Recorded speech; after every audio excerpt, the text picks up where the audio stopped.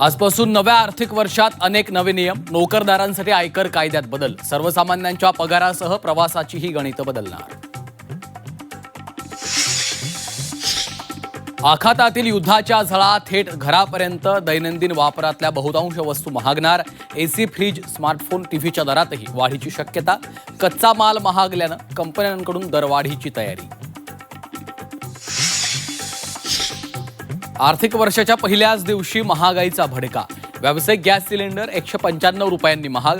घरगुती गॅस सिलेंडरचे दर मात्र जैसे थे.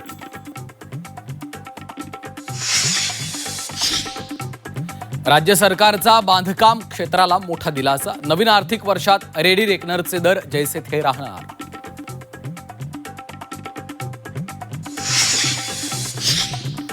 अवकाळी पाठोपाठ आता वाढत्या उष्णतेचं संकट. एप्रिल ते जून देशभरात उकाड्याचा कहर.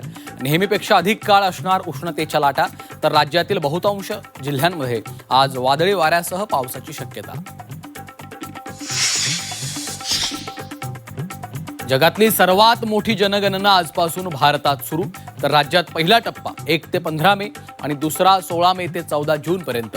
प्रथमच डिजिटल पद्धतीनं जनगणना होणार.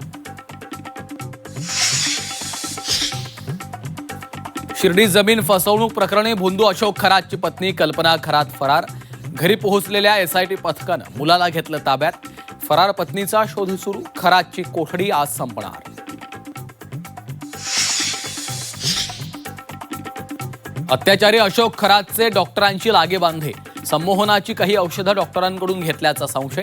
नाशिकमधील 3 डॉक्टर एसआयटीच्या रडारवर.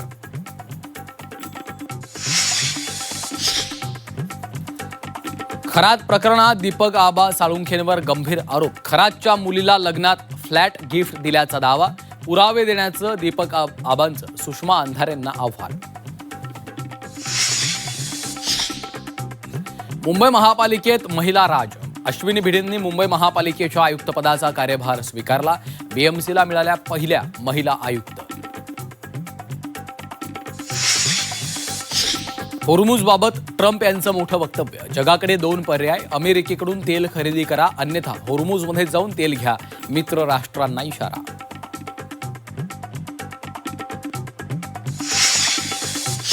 आणि कोल्हापुरात ज्योतिबाच्या चैत्र यात्रेला सुरुवात. मानाच्या सासनकाठ्यांसह भाविक डोंगरावर दाखल.